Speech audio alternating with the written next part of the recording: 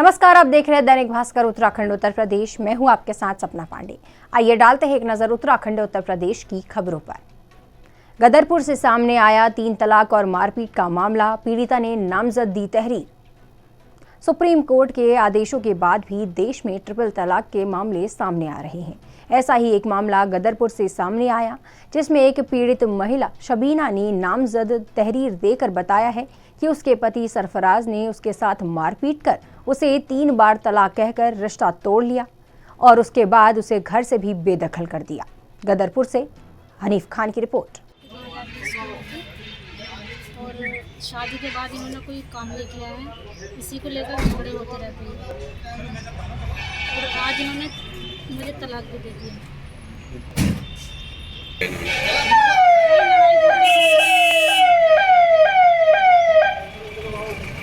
रोज लड़ाई झगड़े करते हैं, कमाने कुछ काम नहीं करते हैं, इसलिए मैं इनसे लड़ती हूँ बच्चे के लिए।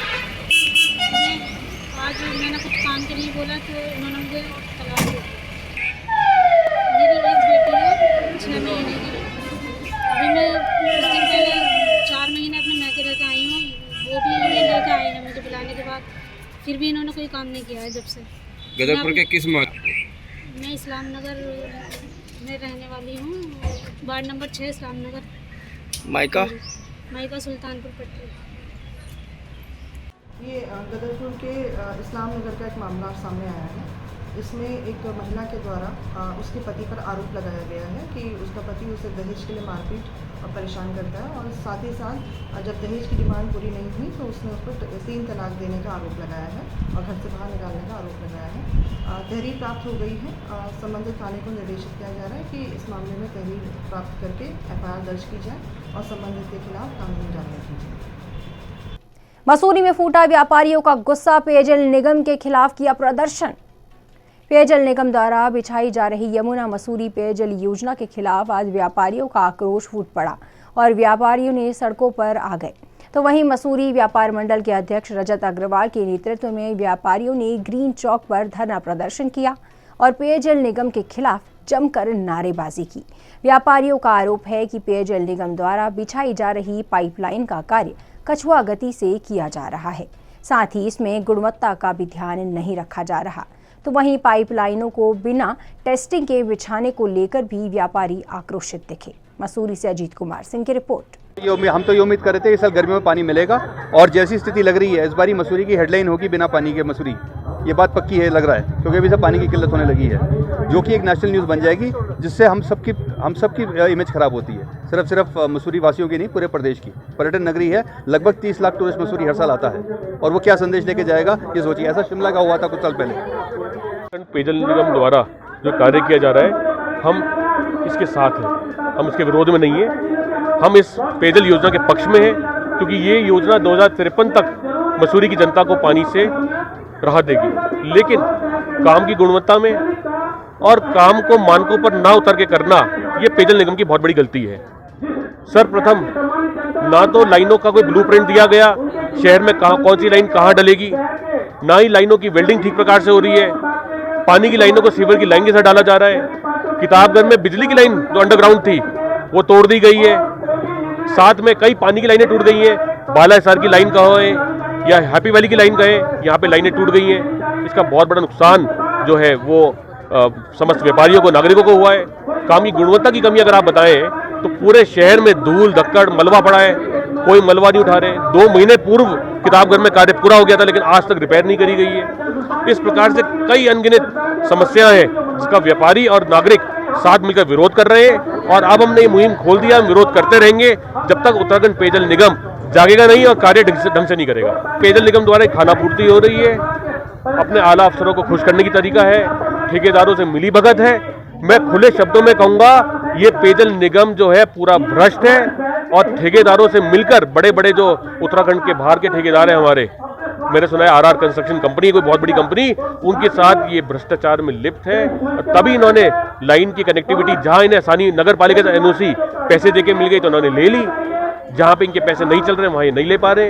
इस योजना का मुख्यमंत्री को संज्ञान लेना चाहिए और हमने मुख्यमंत्री पोर्टल में कंप्लेन कर दी है और अगर मुख्यमंत्री के दफ्तर से अगर इस पर कार्य नहीं किया गया तो तो हम इसको उच्च स्तरीय मांग करेंगे, प्रधानमंत्री तक जाएंगे, निवेदन करेंगे और इसकी पूरी की पूरी ब्लूप्रिंट शहर में लगाने का, मांगने की मांग करते हैं। पर्यटक स्थल है, पिछले 2 वर्ष हमारे कोरोना में चले गए, लोगों को बड़ा नुकसान हुआ है, चाहे वो व्यापारी हो, शहर के नागरिक हो, युवा हो, वो बेरोजगार हो गए। इस वर्ष ऐसा कार्य करना ये तीसरे कोरोना के बराबर है। और मैं आपको बता देता हूं कि सीजन में अप्रैल, मई, जून, जुलाई हम ये कार्य नहीं होने देंगे, चाहे इसके लिए हमें कुछ भी करना पड़ जाए। ये आज हमारा धरना था, सांकेतिक धरना था। इसके बाद हम भूख हड़ताल, चक्का जाम, शहर को बंद करना, हाईवे को जाम करना, हम हर वो कदम उठाएंगे जिसकी सरकार जागे और प्रशासनिक तंत्र काम करने पे आए। बाजपुर में 2 युवकों ने किया एक नाबालिग लड़की को घर से उठाने का प्रयास, पुलिस ने दर्ज किया मुकदमा।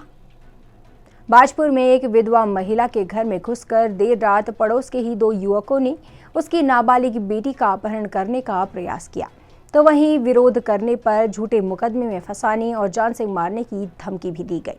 तो वहीं पीड़ित ने तहरीर देकर आरोपी के खिलाफ मुकदमा दर्ज करने की मांग की, जिस पर संज्ञान लेते हुए सीओ वंदना वर्मा के द्वारा बयान दर्ज कर मुकदमा दर्ज कर लिया गया है।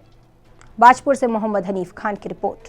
हाँ, अब बताओ क्या घटना घटी बेटा? क्या एक बार मुझे रोड पे मिला तो फिर मुझसे कह रहा हुआ मेरी बात सुन, फिर मैंने कह दी ना, फिर दोबारा कह रहा हुआ मेरी बात सुन, तो मैं फिर कह रही मामा क्या कह रहे हो, तो कह रहा चल अब घर को जाओ, तुझसे बाद में बात करूंगा। फिर रात में आया, मेरा मुंह दबा के लेके जा रहा, मैंने हाथ भी देख लिया और मुंह भी पकड़ लिया, पूरा पकड़ लिया। तो फिर मुझसे कह रहा है चुप चुप, मैंने अपनी अम्मी को उठा लिया, फिर मैंने अपने मामा को बुला के लेके आई जल्दी से आके। अम्मी इन्हें? हाँ, अपनी अम्मी को भी उठाया, मेरी अम्मी ने भी देखा भागता हुआ, एकदम मुझे छोड़ के भाग गया। कौन लोग थे वो?